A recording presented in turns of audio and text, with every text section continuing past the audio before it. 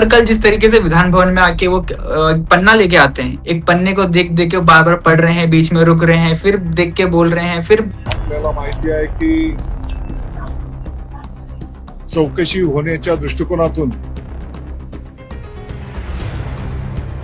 SIT गठीत करण्यात आलेली आहे.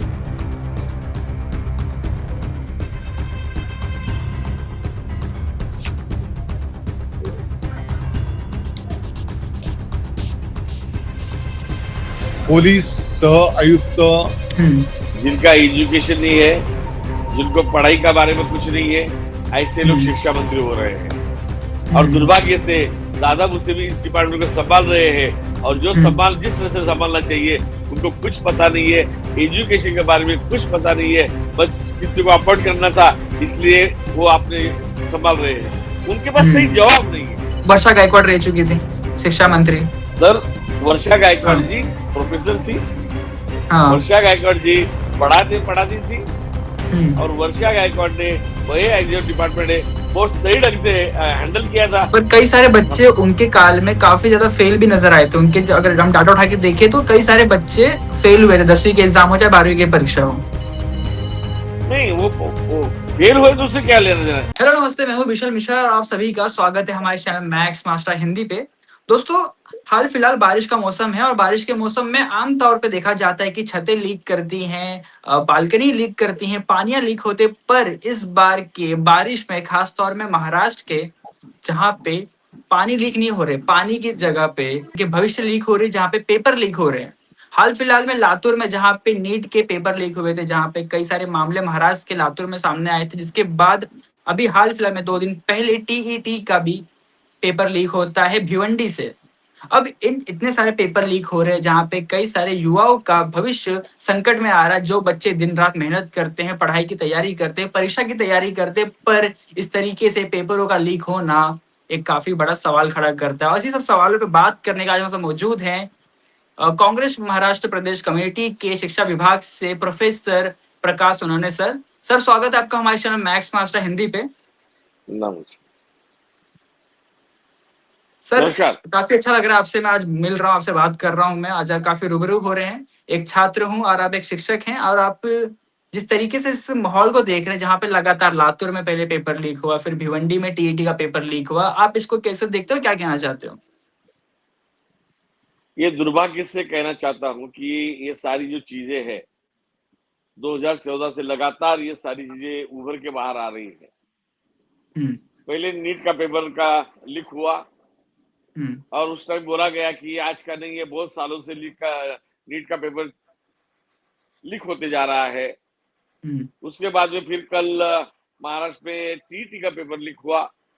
जो बच्चे साल भर स्टडी करते हैं, अभ्यास करते हैं, आगे बढ़ने के लिए अभ्यास करते हैं, इंजीनियरिंग मेडिकल कॉलेज के लिए प्रवेश के लिए अभ्यास करते हैं, शिक्षक बनने के लिए पूरी मेहनत लगा देते हैं, और वही पेपर यदि लीक हो जाए तो उनका जो भविष्य है वो भविष्य बहुत उनका नुकसान हो जाता है. बहुत नुकसान, यानी कि पूरी जिंदगी वो सहन नहीं कर पाते. इसलिए आपने देखा होगा कुछ दिन पहले नीट के पेपर लीक हो गए तो बहुत सारे बच्चों ने आत्महत्या कर लिया, क्योंकि उनका एक भविष्य वो निर्भर कर लेते हैं कि हमको इंजीनियरिंग जाना है, हमको मेडिकल में जाना है, हम स्टडी करेंगे, और स्टडी करने के बाद जो बुद्धिमान लड़के होते हैं वो अच्छी तरह से स्टडी करते हैं, चाहे वो गरीब का बच्चा हो या बड़े का बच्चा हो. शायद गरीब के बच्चे ज्यादा इसमें सहभागी होते हैं, और वो बहुत मेहनत से स्टडी करते हैं, और जब उनको पता चलता है अरे पेपर लीक हो गया तो क्या होता है. पहले पेपर लीक होते थे, ये एक कड़ी है. आपने देखा होगा लातूर में जो क्लासेस चलाने वाले लोग हैं, एक अकेला नहीं है, ये पूरी कड़ी है. ये महाराष्ट्र में और पूरे देश में एक कड़ी है, लिंक है ये. और ये लोग कई गिने चुने जो लोग हैं जिनके पास बड़े पैसे हैं, वो ज्यादा पैसा देके वो एडमिशन लेते. उनकी पढ़ाई अलग होती है, उनको अलग क्लास में बैठा जाता है, और उनको उस टाइप में एग्जाम के पहले वो पेपर दिया जाता है. और वही बच्चे आप देख रहेंगे ये नीट में आगे आते हैं और अच्छे मार्क्स मिलते हैं उनको, और वही इंजीनियरिंग में मेडिकल चले जाते हैं. ये जो गरीब का बच्चा है ये भी पढ़ाता है, उससे ज्यादा पढ़ाई करता है, लेकिन वो क्लास में वो संपर्क में नहीं रहता है और उनको बहुत कम मार्क्स मिल जाते हैं और दुर्भाग्य से वो जो संघ स्पर्धा है वो स्पर्धा से हट जाता है। महाराष्ट्र में वही हुआ, अभी टीटी महाराष्ट्र में टीट हमने तो हमारी डिमांड थी कि हम लोग एग्जाम लेकर हम लोग इंटरव्यू लेकर टीचर को वो एग्जाम में पास होकर उसको टीचर अपॉइंट करते। बाद में इन्होंने टीटी लाई। कब ये लाई? ये भाजपा वाली जो सरकार आई तभी शुरू हुई। उन्हें लाई टीटी लाने के बाद वापस फिर पेपर लीक करने लगे। ये सारा जो गड़बड़ है, घोटाला है, ये सारा गड़बड़ घोटाला 2014 से कंटिन्यू हो रहा है। ये दुर्भाग्य की बात है। सर, आप प्रोफेसर हैं और आपसे मैं जानना चाहता हूँ कि आखिर जो पेपर लीक हो रहे हैं लगातार, क्या प्रोसीजर क्या होता है? पेपर कैसे लीक होते हैं, बता सकते हैं इस पे कुछ? नहीं, उनका अंदर का क्या मामला है मुझे पता नहीं, लेकिन एक टीचर के नाते से हमें कुछ जानकारी, जब हम लोग 10वीं या 12वीं का पेपर लिया एग्जाम लेते हैं तो उस टाइम पे वहां सेंटर से कुछ लिफाफे आते हैं और वो लिफाफे में वो क्वेश्चन पेपर रहता है और हम लोग विश्वास के साथ किसी के हाथ में वो पेपर सौंप देते हैं और वो पेपर वो लेके दूसरे दिन या तीसरे दिन वो सामने वाले जो जहाँ सेंटर से वहां वो पेपर चला जाता है।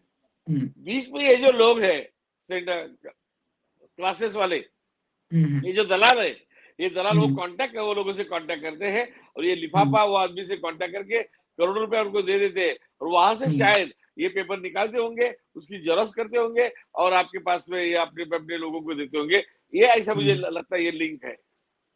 तो सर, कल के दिन ही विधान भवन में जहाँ पे पोडियम पे आके दादा भुसे बयान देते, इस पे क्लैरिफिकेशन देते हैं टीटी एग्जाम लीक को लेके, जिसके बाद जब वो बाहर निकलते तो कई सारे लोग उन पे आक्रमण भी करते हैं, जहाँ पे गाड़ी की तरफ आ जाते हैं, उनको रोका जाता है, रास्ता रोका जाता है।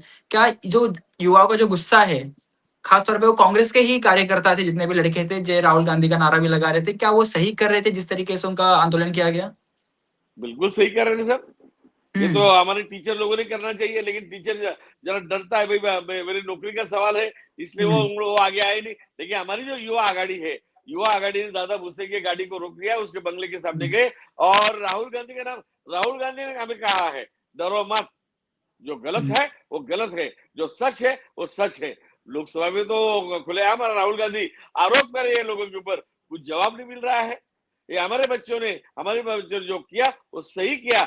एक्चुअली बोला जाए, जो कांग्रेस का ये संस्कार है, जिस मिनिस्टर पे आरोप होता है वो मंत्री पहले रिजाइन देता है। ये परंपरा है हमारी। कई साल पहले रेलवे मिनिस्टर पे आरोप होता, उस टाइम पे इंदिरा जी थी, प्राइम मिनिस्टर थी, उन्होंने राजीनामा दिया था। जवाहरलाल नेहरू जी ने राजीनामा दिया। सारे जो मिनिस्टर्स है, ये सारे मिनिस्टर्स थे। और परसों आपने देखा होगा, दुर्भाग्य से उनका नाम मैं ले रहा हूँ, अशोक चौहान जी के ऊपर आरोप हुए, उन्होंने रिजाइन दिया। शिवाजीराव निलंगे के जब मुख्यमंत्री थे, उनके ऊपर आरोप हुआ, उन्होंने रिजाइन दिया। ये परंपरा है कांग्रेस की। लेकिन ये भाजपा में, चाहे वो स्टेट में हो चाहे वो सेंटर में हो, ये निर्लज्ज लोग हैं, इनके ऊपर आरोप हो, बलात्कार का भी आरोप होता है इनके ऊपर, कुछ नहीं है। एक मिनिस्टर के लड़के ने कुछ लोगों को, किसान के लोगों को गाड़ी के नीचे कुचला डाला था, आरोप हुए, सिद्ध हुए, रिजाइन नहीं दिया। ये चल रहा है, ये भाजपा की सरकार है। अगर सेंट्रल में देखा जाए तो धर्मेंद्र प्रधान के खिलाफ आंदोलन चल रहा है युवाओं का, जहाँ पे उनके रेजिग्नेशन का मांग किया जा रहा है, उनके इस्तीफा का मांग किया जा रहा है। अब क्या महाराष्ट्र में दादा भुसे का भी इस्तीफा मांगा जाएगा और क्या वाकई में वो दे पाएंगे इस्तीफा? जहां तक तो ना ही लग रहा है, पर क्या लग रहा है आपको? सर, आपको पता होगा, दादा भुसे हो या धर्मेंद्र प्रधान हो, उसके पहले जो पहले सरकार थी, 2 साल पहले की सरकार थी, उसमें हमारे खिलाड़ियों के ऊपर बहुत अन्याय हुआ। एक कोई बड़ा नेता था, खिलाड़ी, वो स्पोर्ट्स का अध्यक्ष था, खासदार था, बड़े आरोप हुए, बड़ा आंदोलन हुआ। हमारी जो खिलाड़ी है, देश की खिलाड़ी, हमारे हमें गर्व है उनके ऊपर, उनको किस तरह से कुचला गया, राजीनामा नहीं हुआ, रिजाइन नहीं हुआ। अभी धर्मेंद्र प्रधान के खिलाफ कितना बड़ा आंदोलन चल रहा है, कितना बड़ा आंदोलन चल रहा है। निर्लज्ज मोदी है, मुमकिन है, सारा निर्लज्ज लोगों की सरकार चल रहा है और दादागिरी कितनी है उनकी। ये संस्कार हमारे कांग्रेस में नहीं थे। कांग्रेस में आरोप हुआ तो रिजाइन करो, फिर उनके ऊपर चर्चा होती थी और निर्दोष साबित होते थे और वो फिर वो वापस सत्ता में नहीं। आपने कलमाड़ी जी का देखा होगा, कलमुड़ी जी का देखा, सारे लोग आरोप हो गए, वो बाहर चले गए, क्या हुआ, आज क्या हुआ, उनके ऊपर निर्दोष साबित हो गए। लेकिन ये लोगों ने, सारा देश कह रहा है, सारी जनता कह रही है, और लोग लड़के आत्महत्या कर रहे हैं, इनके ऊपर कोई शर्म की बात नहीं है, वो रिजाइन नहीं कर रहे। वैसी बात महाराष्ट्र में होने वाली है। यदि दादा भुसे ने सही ढंग से यह प्रकरण संभाला नहीं, तो हमेशा हम दादा भुसे के रिजाइन का हम लोग ऐलान करेंगे, और दादा भुसे को हम लोग रिजाइन देना ही पड़ेगा। इस तरह से आंदोलन छड़ा जाएगा। पर कल जिस तरीके से विधान भवन में आके वो पन्ना लेके आते हैं, एक पन्ने को देख देख के बार बार पढ़ रहे हैं, बीच में रुक रहे हैं, फिर देख के बोल रहे हैं, फिर बोल रहे हैं, क्या उनकी जो क्लैरिफिकेशन थी कल जो उन्होंने विधान भवन में दी, क्या वो उसको आप उससे सहमत हैं, या फिर वो सफाई देने का जैसा वाक्य था वो? सर ऐसा है, जैसे जब से भारतीय जनता पार्टी का सरकार आई, जिनका एजुकेशन नहीं है, जिनको पढ़ाई का बारे में कुछ नहीं है, ऐसे लोग शिक्षा मंत्री हो रहे हैं। और दुर्भाग्य से दादा भुसे भी इस डिपार्टमेंट को संभाल रहे हैं, और जो जिस तरह से संभालना चाहिए उनको कुछ पता नहीं है, एजुकेशन के बारे में कुछ पता नहीं है, बस किसी को अपॉइंट करना था इसलिए वो आपने संभाल रहे हैं। उनके पास सही जवाब नहीं है। उन्हें इंक्वायरी की होगी, उनके पास कुछ जवाब नहीं लोगों के सामने देने के लिए, इसलिए वो बार बार जब पढ़ते हैं तो वो अटक जाते हैं, रुक जाते हैं कि क्या सही जवाब, तो सामने वाला वापस सवाल पूछने वाला है, सामने जो बैठे सम्मानित सदस्य वो वापस सवाल पूछने वाले, इसलिए वो धीरे धीरे वो सभागृह में अपना टाइम पास कर रहे थे, और सही जवाब उन्होंने दिया नहीं। आप एक प्रोफेसर हैं, आप एक शिक्षक हैं, आप जब छात्रों में पढ़ाते हैं तो एक आपको माइनर चीजें मालूम रहती हैं, पर जो मिनिस्टर दादा भुसे हैं, उनका बैकग्राउंड आपको क्या लग रहा है कि वाकई में वो उचित पोजीशन पे हैं, जिस पद पे उनको बिठाया गया, कि वो उनके लिए बेहतर है? आज तक इस महाराष्ट्र में जो भी शिक्षा मंत्री हुआ है भाजपा की तरफ से, वो कोई उचित नहीं है, उसमें दादा भुसे भी है। आपकी तरफ से ज्योति गायकवाड़ रह चुकी थी, वर्षा गायकवाड़ रह चुकी थी शिक्षा मंत्री। सर वर्षा गायकवाड़ जी प्रोफेसर थी, वर्षा गायकवाड़ जी पढ़ाती थी, और वर्षा गायकवाड़ ने वही जो डिपार्टमेंट है बहुत सही ढंग से हैंडल किया था, कोई आरोप उनके ऊपर नहीं हुआ है, ये मैं बोलता हूँ। पर कई सारे बच्चे उनके काल में काफी ज्यादा फेल भी नजर आए थे उनके, अगर हम डाटा उठा के देखें तो कई सारे बच्चे फेल हुए थे, 10वीं के एग्जाम हो चाहे 12वीं की परीक्षा हो।